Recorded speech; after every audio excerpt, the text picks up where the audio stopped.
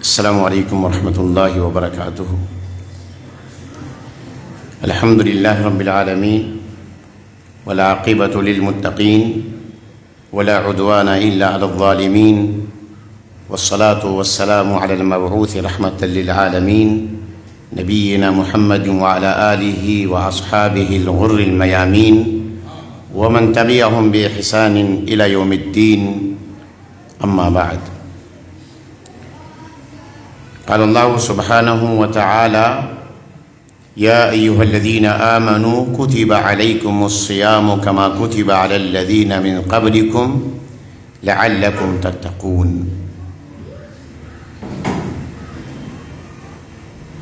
معزز و محترم استاذ مکرم صدر جلسہ فضیلۃ الشیخ مولانا ابو سعید فیضی حفظہ اللہ، آپ میرے بھی استاذ ہیں اور میرے بچے انس کے بھی استاذ ہیں۔ میرے لیے بڑی شرف کی بات ہے کہ اپنے استاذ محترم کے سامنے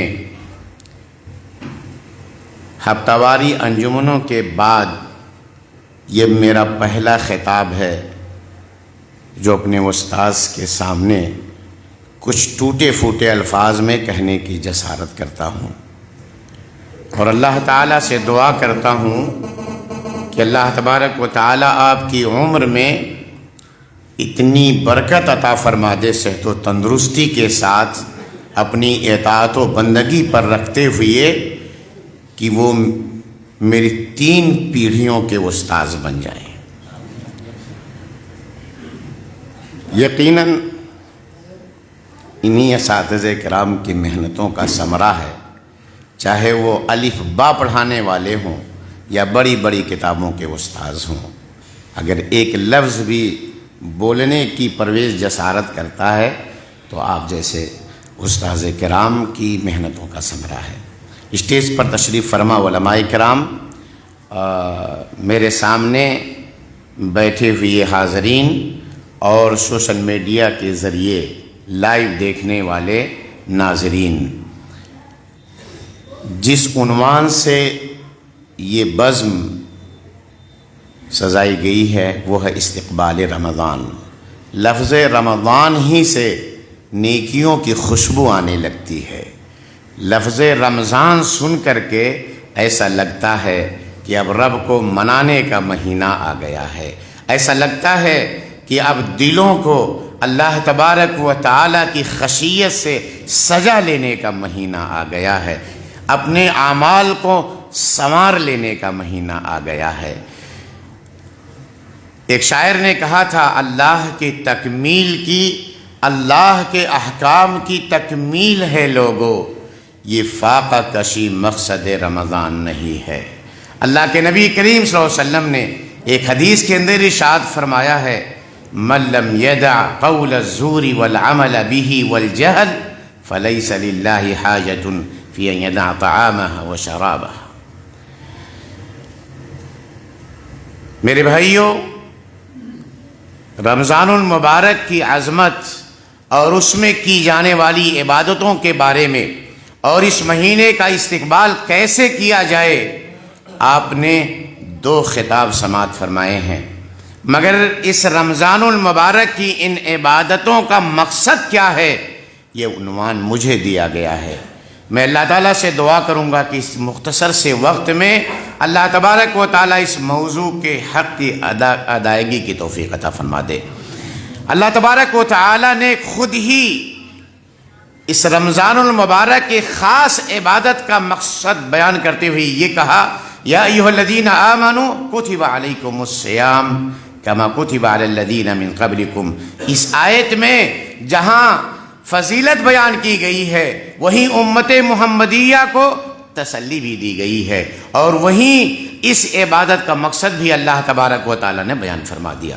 اللہ اہل ایمان کو مخاطب کر کے کہا کہ اے ایمان والو، تم پہ روزے فرض کیے گئے، مگر یہ عبادت کا یہ بوجھ، عبادت کا یہ بار صرف امت محمدیہ پہ نہیں ڈالا گیا ہے، صرف آپ لوگوں ہی کو اس کا مکلف نہیں بنایا گیا، بلکہ آپ سے پہلے لوگوں کو بھی روزے کا مکلف بنایا گیا تھا۔ کما کتب علی الذین من قبلکم میں اللہ تعالیٰ نے یہ پیغام دے دیا ہے کہ یہ آپ پر بوجھ نہیں ہے، یہ آپ پر کوئی بوجھ نہیں ہے، آپ کو کسی نئی چیز کا مکلف نہیں بنایا گیا، کوئی ایسی تکلیف آپ پہ نہیں لا دی گئی ہے، کوئی نئی شریعت آپ کو نہیں دی گئی کہ جس کے آپ متحمل نہ ہو، جس کی آپ طاقت نہ رکھتے ہوں۔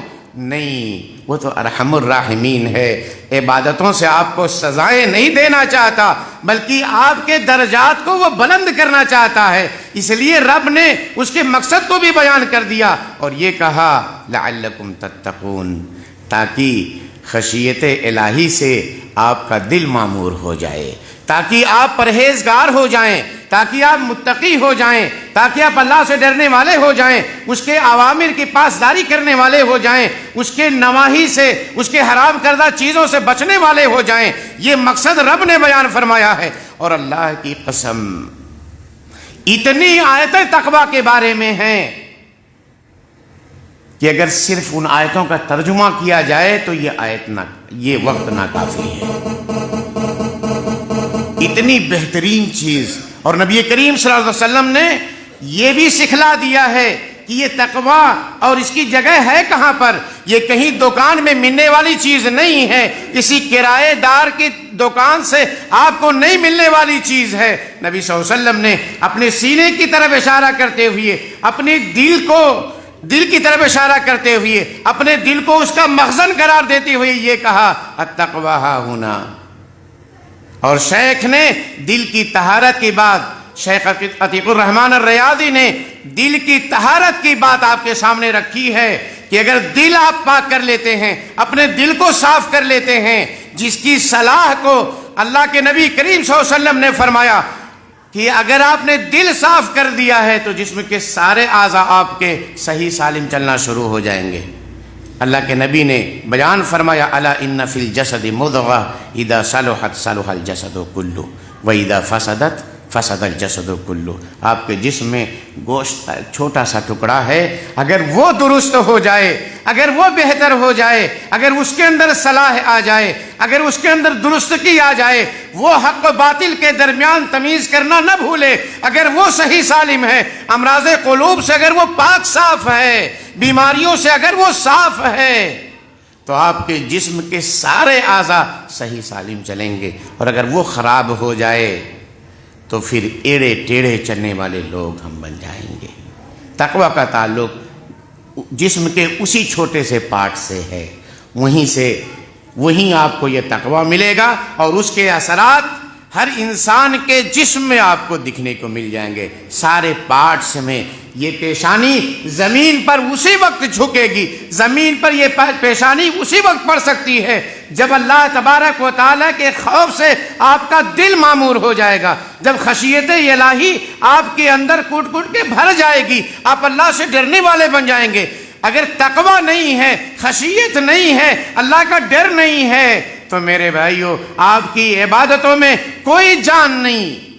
وہ نام کا روزہ تو ہو سکتا ہے، نام کی نمازیں تو ہو سکتی ہیں، شکلاً وہ عبادتیں ہو سکتی ہیں، مگر اس کی معنویت ختم ہو جائے گی، اس عبادت کی روح ہی ختم ہو جائے گی۔ اس لیے اگر عبادت کو عبادت بنائے رکھنا ہے تو تقویٰ کا گڑ ڈالیے اس کے اندر، تقویٰ کی شیرینی ڈالیے، عبادت میں مزہ آ جائے گا، عبادت میں لطف آنے لگے گا۔ اللہ تبارک و تعالیٰ نے اسی لیے کہا کہ یہ روزے فرض کیے گئے اس لیے کہ پرہیزگار بن جاؤ، دیندار بن جاؤ، اللہ سے ڈرنے والے بن جاؤ، اللہ کا خوف آپ کے دل کے اندر آ جائے۔ اور اگر روزہ رکھے ہوئے ہیں، عبادتیں بھی کر رہے ہیں، ساری عبادتوں سے اپنے آپ کو جوڑے ہوئے ہیں، مگر تقویٰ نہیں ہے، اللہ کے ڈر سے نہیں، لوگوں کے ڈر سے اگر آپ ساری عبادتیں کر رہے ہیں تو بے جان ہے وہ ساری عبادتیں۔ اسی لیے عبادتوں کی معنویت کو سمجھا کریں، عبادتیں چاہتی کیا آپ سے ہیں۔ اگر تقویٰ کے بارے میں گفتگو کی جائے تو زندگی کے ہر شعبے میں اس کی ضرورت ہے۔ جب علم کی ضرورت پڑی، تو اللہ تبارک و تعالیٰ نے تقوی کا ذکر کیا. اللہ تعالیٰ نے کہا واتقوا اللہ ویعلمکم اللہ. آپ متقی بن جاؤ مولوی صاحب بن جاؤ گے، متقی بن جاؤ بہترین عالم بن جاؤ گے، پرہیزگار بن جاؤ، اللہ تبارک و تعالیٰ صاحب علم بنا دے گا، صاحب فضل و کمال بنا دے گا. اور پھر تزکیہ کرتے ہوئے انہی علماء کرام کی اللہ تعالیٰ نے کہا انما یخشی اللہ من عبادہ العلماء. اگر یہ تقوی ہے، اگر یہ پرہیزگاری ہے، یہ خشیت ہے، آپ اللہ سے ڈرنے والے ہیں، اللہ تبارک و تعالیٰ کے ڈر سے اپنے دل کو معمور کیا ہے، تو اللہ تبارک و تعالیٰ آپ کا تزکیہ بیان کر رہا ہے علماء کرام کا.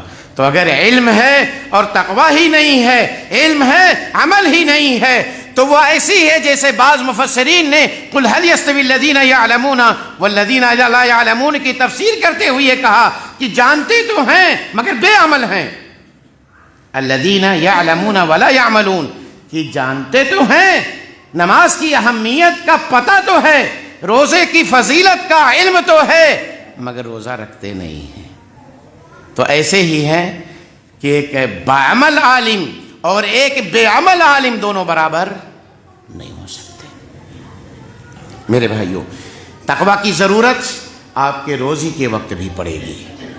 آپ دکان میں ہیں تو تقوی کی ضرورت پڑے گی. آپ کی تجارت بے برکت ہو گئی ہے، تقوی اختیار کر لیجیے، اللہ برکتیں اڈھیل دے گا. نبی کریم اللہ تبارک و تعالیٰ نے قرآن کے اندر ارشاد فرمایا ہے وَمَن يَتَّقِ اللَّهَ يَجْعَل لَّهُ مَخْرَجًا وَمَن يَتَّقِ اللَّهَ يَجْعَل لَّهُ مَخْرَجًا وَيَرْزُقْهُ مِنْ حَيْثُ لَا يَحْتَسِبُ. اللہ تعالیٰ فرماتا ہے کہ جو تقوی اختیار کر لیتا ہے وَمَن يَتَّقِ اللَّهَ، اللہ سے ڈرنے لگتا ہے، ترازو اٹھایا تو خالق کائنات کی نگہداشت کا احساس اس کے اندر ہے کہ یہ شخص سامنے والا کسٹمر، یہ اسے پتا ہے کہ نہیں پتا ہے، یہ ہماری خیانتوں کو جانتا ہے یا نہیں جانتا ہے، مگر خالق کائنات عرش پر ہے اور وہاں سے ہمارے ترازو کی خیانتوں کو جانتا ہے. اس کے اندر کمی بیشی کا امکان ہے تو وہ جانتا ہے. اگر اس کے ڈر سے اپنا ترازو اس نے درست کر لیا، اللہ برکت ڈال دیتا ہے.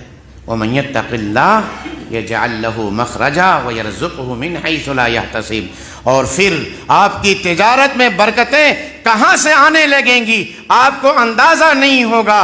آپ اندازہ نہیں کر سکتے کہ یہ برکتیں آپ کے تجارت میں آ کہاں سے گئی، آپ کے بچے کی نوکری لگ کیسے گئی ہے، اندازہ ہی نہیں آپ کو ہوگا.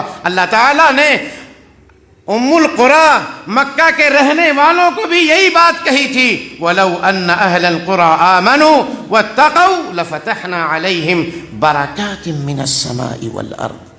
اگر یہ اہل مکہ مومن ہو گئے ہوتے اور اپنے ایمان کے ساتھ ساتھ متقی بھی ہو گئے ہوتے، اللہ کی خشیت سے، اللہ کے ڈر سے اپنے دل کو سجا لیے ہوتے، اپنے دل میں اللہ تعالیٰ کا ڈر پیدا کر لیے ہوتے، فائدہ کیا ہوتا؟ اللہ کہتا ہے لَفَتَحْنَا عَلَيْهِمْ بَرَكَاتٍ مِّنَ السَّمَاءِ وَالْأَرْضِ. تو آسمانوں سے اور زمینوں سے روزی کے دہانے، برکتوں کے ابواب ہم کھول دیے ہوتے. تو تقوی کا ذکر اللہ نے ایمان کے ساتھ کیا کہ مومن ہو اور اگر متقی ہو تو اللہ تعالیٰ آپ کے روزیوں کے دہانے آسمان سے بھی کھولے گا اور زمین سے بھی کھولے گا. اور اہل تقوی وہ معمولی تنخواہوں پر بھی، اور علماء کرام اس لیے میں آپ کو بذات مخاطب کر کے کہتا ہوں آپ کی تنخواہیں کم ہیں، آپ اس پہ قناعت کا اظہار کیجئے، اور یہ اتنی چھوٹی سی تنخواہ میں اللہ اتنی برکتیں ڈال دے گا کہ آپ کے کپڑے کی سفیدی میلی نہیں ہو سکے گی انشاءاللہ العزیز. آپ کی تنخواہیں کم ہیں تو کیا، آپ کے پاس جو ایمان کی دولت ہے، آپ کے پاس جو علم کی دولت ہے، آپ کے پاس جو تقوی کی دولت ہے، آپ کے پاس خشیت کی دولت ہے، اور اس سے بڑی بات یہ ہے علم کہ رب آپ کا تذکیہ بیان کرتا ہے. کیا چاہیے آپ کو؟ آپ کے ناموں کے تذکرے آسمانوں پہ ہو رہے ہیں، آپ کے لیے طلباء کرام ساری چیزیں استغفار کرتی ہیں، اس سے بڑے فضل کی بات کیا ہوگی؟ تو تنخواہیں مہنگائی کے اس دور میں آپ کی گھٹتی قیمت آپ اس پہ بالکل ہی رنجیدہ نہ ہو، رب آپ کی حالتوں کو دیکھتا ہے۔ اس لیے ہر زندگی کے ہر میدان میں آپ کو تقویٰ کی ضرورت پڑے گی، اور اللہ تبارک و تعالیٰ نے خصوصاً اس مہینے میں آپ کے تقویٰ کا کیسے بندوبست کیا ہے دیکھ لیجئے، روزہ دے کر کے، جس کے ثواب کو اللہ تعالیٰ نے گنتیوں میں محدود ہی نہیں رکھا کہ روزہ رکھو اور کیسے متقی بنایا جاتا ہے یہ مجھ پہ چھوڑ دو۔ آپ کے اندر ریاکاری سے محفوظ ہو کر کے آپ کی عبادتیں ہو جائیں، متقی بنانا یہ اللہ کا کام ہے۔ آپ کے اندر پرہیزگاری ڈال دینا یہ اللہ کا کام ہے۔ ابھی شیخ سے آپ نے ایک آیت سنی تھی آل عمران کی، وَسَارِعُوا إِلَى مَغْفِرَةٍ مِّن رَبِّكُمْ وَجَنَّةٍ عَرْضُهَا السَّمَاوَاتُ وَالْأَرْضُ، کہ اللہ کی مغفرت پانے کے لیے آپ ایک دوسرے سے آگے بڑھنے کی، مقابلے کرنے کی کوشش کیجئے، اور اس جنت کے پانے کی جس کی چوڑائی زمین و آسمان کے برابر ہے۔ مگر وہ جنت بنائی کس کے لیے گئی ہے؟ وہ جنت تیار کس کے لیے کی گئی ہے جانتے ہیں؟ آگے کا لفظ کہتا ہے وَعِدَّتْ لِلْمُتَّقِينَ، یہ جنت جس کی چوڑائی زمین و آسمان کے برابر ہے وہ متقیوں کے لیے تیار کی گئی ہے۔ اللہ تبارک و تعالیٰ نے اسی مہینے میں جس کتاب کو نازل فرمایا اور یہ کہا شہر رمضان الذی انزل فیہ القرآن، کہیں اللہ نے فرمایا انا انزلناہ فی لیلۃ القدر، کہیں اللہ تعالیٰ نے فرمایا انا انزلناہ فی لیلۃ مبارکہ۔ جس آیت کا انتخاب اللہ تبارک و تعالیٰ نے اپنے کلام مقدس کے نازل کرنے کے لیے چن لیا، جانتے ہو وہ کتاب کس کے لیے آ گئی؟ کہا ھدی للمتقین، الف لام میم ذالک الکتاب لا ریب فیہ ھدی للمتقین۔ وہ کتاب اللہ تبارک و تعالیٰ نے دستور حیات کی شکل میں ہم امت محمدیہ کو عطا فرما دی ہے، جس کے بارے میں کہہ دیا کہ اس کے بارے میں اس کے نازل ہونے کے تعلق سے، منزل من اللہ ہونے کے تعلق سے، جبریل امین کے من و عن لفظ لانے کے تعلق سے، اور ساری دنیا کے لیے یہ مفید اور صالح ہونے کے بھی اعتبار سے کوئی اس کے اندر شک نہیں، لا ریب فیہ۔ یہ ہے کتاب کس کے لیے، کس کام کے لیے، کس مقصد کے لیے؟ اللہ نے کہا ھدی للمتقین، سراپا ہدایت ہے متقیوں کے لیے، پرہیزگاروں کے لیے، اللہ سے ڈرنے والوں کے لیے۔ میرے بھائیوں، اس لیے اللہ تعالیٰ نے آپ کی تقوی کو بچانے کے لیے یا آپ کو تقوی کی راہ پہ لانے کے لیے خصوصاً اس مہینے میں اللہ تعالیٰ نے اتنی عبادتیں اور عبادتوں کی عظمتیں بیان کر کے آپ کو وہ راستہ اور وہ دستور عطا فرما دیا ہے، اور وہ آپ کو طریقہ سکھلا دیا ہے کہ آپ متقی بڑے آسانی سے بن سکتے ہیں، بڑے آسانی سے بن سکتے ہیں۔ آپ امام کے ساتھ قیام اللیل کر لیجئے، تراویح کی نماز پڑھ لیجئے، کتنا ثواب مل جائے گا۔ کتنا دیر تراویح کی نماز میں لگتی ہے؟ حافظ صاحب، لمبی نماز اگر آپ پڑھا دیتے ہوں گے تب بھی 1 گھنٹے میں سب کو فارغ کر دیتے ہوں گے، نہیں؟ اور نبی کریم صلی اللہ علیہ وسلم نے ارشاد فرمایا من قام مع الامام حتی ینصرف کتب لہ قیام لیلہ۔ اللہ تیرے کرم کی دریا بہتی ہے، اس سے ہمیں فائدہ اٹھانے کی توفیق عطا فرما دے۔ کتنا کریم ہے ہمارا پروردگار، کتنا رحیم ہے ہمارا پروردگار، ہماری کس طرح سے وہ بخشش چاہتا ہے۔ ہم تو مائل بکرم ہیں، کوئی سائل ہی نہیں، ہم تو مائل بکرم ہیں، کوئی سائل ہی نہیں، راہ دکھلائیں کسے، رہ رب منزل ہی نہیں۔ اللہ ہماری بخشش چاہتا ہے، اپنے ہاتھوں کو اللہ پھیلائے ہوئے ہے اپنے بندوں کی بخشش کے لیے، اور اللہ کے بندے اس کی بخشش کو پانے کے لیے آگے نہیں آ رہے ہیں۔ یہ مہینہ موقع دیا ہے آپ کو، یہ مہینہ موقع دیا ہے آپ کو۔ اللہ کے نبی نے فرمایا جو امام کے ساتھ تراویح کی نماز باجماعت پڑھ لے اور اس کے آخری سلام کے ساتھ کھڑا رہے، اس کا قیام امام کے ساتھ ہو، اللہ اکبر کی ابتدا کی تو امام کے ساتھ، اور مسجد سے جب قدم باہر نکالا تو امام کے ساتھ، آخری سلام امام کے ساتھ پھیرا ہو، ثواب کیا ہے؟ آپ کے تقوی کا انتظام ہو گیا۔ اللہ کے نبی نے فرمایا کتب لہ قیام لیلہ، پوری رات، آپ لوگ کسان آدمی ہیں، پوری رات قیام اللیل کر سکتے ہیں، اللہ کے نبی جیسا قیام ہمارا نہیں ہو سکتا. ہم تو 1 گھنٹے کے اندر تھک جاتے ہیں اور حفاظ کرام کو، ائمہ کرام کو ٹوکنے لگتے ہیں. ذرا نمازیں ہلکی کیجئے. اور کتنے تو ایسے ہیں کہ مولوی صاحب انا اتینا پڑھایو، انا اتینا پڑھایو. تھکے ہوئے لوگ ہیں نا. اور ہمارے نبی نماز کے لیے کھڑے ہو رہے ہیں تو پاؤں سوج کر کے موٹے ہو جا رہے ہیں. اور قیام کی نماز، آپ صلی اللہ علیہ وسلم کی قیام کو دیکھنے کے لیے صحابی رسول گھر پہنچ گئے، آپ کے ساتھ قیام میں شامل ہو گئے. آپ نے سورہ بقرہ کی تلاوت شروع کر دی. سورہ بقرہ ختم ہوتے ہوتے کہا شاید اب ختم کر دیں گے. سورہ نساء کی پھر تلاوت شروع کر دی. سورہ نساء کی تلاوت ختم ہوتے ہوتے سوچا اب شاید ختم کر دیں. پھر سورہ آل عمران کی تلاوت شروع کر دی. صحیح مسلم کی غالباً روایت ہے. میرے بھائیو، یہ کن کی حالت ہے؟ جن کے ساری خطائیں اللہ تعالیٰ نے اگلی پچھلی سب معاف فرما دی ہیں. تقویٰ کا انتظام اللہ تعالیٰ نے آپ کی اس طرح کیا ہے کہ آپ تھوڑے دیر قیام اللیل میں وقت لگا دیجئے، پوری رات قیام کا ثواب اللہ تعالیٰ آپ کو عطا فرمائے گا. یہی نہیں، آپ کی خطائیں بھی اللہ تعالیٰ معاف فرما دے گا. من صام رمضان ایمانا واحتسابا غفر له ما تقدم من ذنبه. من قام رمضان ایمانا واحتسابا غفر له ما تقدم من ذنبه. من قام لیلۃ القدر ایمانا واحتسابا غفر له ما تقدم من ذنبه. یہ اعلان دیکھیے اللہ تبارک و تعالیٰ نے سیل لگا دی ہے، آفرز لگے ہوئے ہیں. آپ جو باہر کی دنیا میں گئے ہیں وہ بہت اچھی طریقے سے یہ زبان سمجھ پا رہے ہوں گے کہ مارکیٹس میں سیلز لگتے ہیں، تھوڑے پیسے میں زیادہ چیزیں ملنے لگتی ہیں. یہ اللہ تبارک و تعالیٰ نے اس مہینے میں نیکیوں کا سیل لگا دیا ہے. تھوڑی نیکی، تھوڑا سا عمل اور اجر اللہ تبارک و تعالیٰ نے بڑھا دیا ہے. آپ کی عمر مختصر کی اور ثواب کے لیے اللہ تعالیٰ نے ایسے بندوبست فرمائے ہیں. آپ کو متقی بنانے کے لیے، آپ کو پرہیزگار بنانے کا ایسا انتظام کیا ہے جس کی کوئی مثال آپ ڈھونڈنے سے دیگر مذاہب میں نہیں پا سکتے ہو.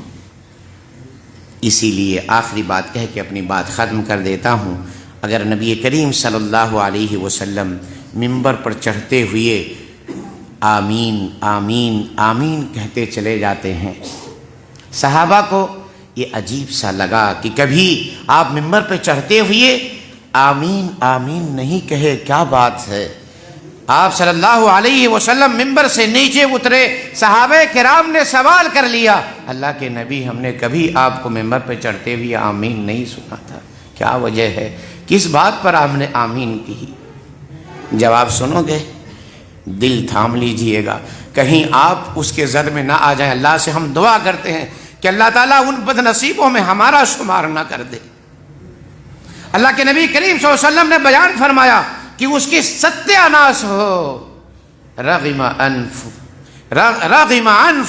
اس کی ستیہ ناس ہو جائے، وہ ہلاک و برباد ہو جائے. بعض روایتوں میں ہے کہ جبریل امین آئے اور اللہ کے نبی کریم صلی اللہ علیہ وسلم کے سامنے بد دعا کی اور اس بد دعا پر قبولیت کی مہر نبی کریم صلی اللہ علیہ وسلم سے لگوائی. اور ہم سب کو پتا ہے کہ جبریل امین اپنے طرف سے ایک لفظ بھی نہیں بول سکتے ہیں. پتہ کیا چلا کہ جبریل امین کو بھیجنے والا کون؟ رب العالمین ہے، جس نے اس مہینے کو اتنا بابرکت مہینہ بنایا کہ جس کے بارے میں اعلان کروایا اپنے نبی کی زبان سے کہ جو رمضان کی قدر کر لے، قیام کے حساب سے، عمرے کے حساب سے، عبادت کے حساب سے، روزہ رکھ کر کے اس مہینے کی قدر کر لے، شب قدر کی قدر کر کے اس مہینے کی قدر کر لے، اس کی میں ساری خطائیں معاف فرما دوں گا. نبی کریم صلی اللہ علیہ وسلم نے کہا، جبریل آئے اور کہا کہ جس کو یہ بابرکت مہینہ تو ملا، جس کو یہ بابرکت گھڑیاں تو نصیب ہوئیں، اللہ تعالیٰ نے اس کی عمر میں اتنی برکت عطا فرمائی کہ رمضان المبارک کا مہینہ اس کے حصے میں آیا. فلم یغفر لہ، مگر اس کی مغفرت نہ ہو سکی، اپنے گناہوں سے معافی نہ مانگ سکا. رب کے سامنے اپنے زندگی کے رجسٹر کھول کر کے اپنا محاسبہ نہ کر سکا، اللہ تبارک و تعالیٰ سے اپنے گناہوں پر پردے نہ ڈلوا سکے، اللہ تبارک و تعالیٰ کے سامنے اپنی آنکھیں ندامت کے آنسو نہیں بہا سکے، اپنی آنکھیں نم نہیں کر سکیں. اس کی ستیہ ناس ہو، وہ برباد ہو جائے، ہلاک ہو جائے. جبریل نے کہا اے نبی آپ آمین کہیے میری اس بد دعا پر. نبی نے کہہ دیا آمین. جس کے خلاف نبی بد دعا کریں بولو وہ دعا سنی جائے گی کہ نہیں سنی جائے گی؟ کتنا بد نصیب ہے وہ نبی کہ پتھر کی برکھا برسائی گئی تب بھی ہاتھ اٹھائے تو اللہم اہدی قومی فإنہم لا یعلمون کہا. اور آج کیا ہو گیا کہ اچانک نبی کریم صلی اللہ علیہ وسلم ان لوگوں کے حق میں بد دعائیں کر رہے ہیں جو لوگ رمضان المبارک کا مہینہ پائے اور اپنے گناہوں کو کی بخشش نہ کرا سکے. اللہ رب العالمین سے دعا ہے کہ یہ بار الہ تو غفور ہے، تو رحیم ہے، تو عفو درگزر کرنے والی ذات ہے. اللہ تعالیٰ جس طرح تو نے تقویٰ کے لیے اس مہینے کو سجایا ہے، اس مہینے کی قدر کی ہمیں توفیق عطا فرما دے. سبحان ربک رب العزت عما یصفون وسلام علی المرسلین والحمد للہ رب العالمین. السلام علیکم ورحمۃ اللہ وبرکاتہ.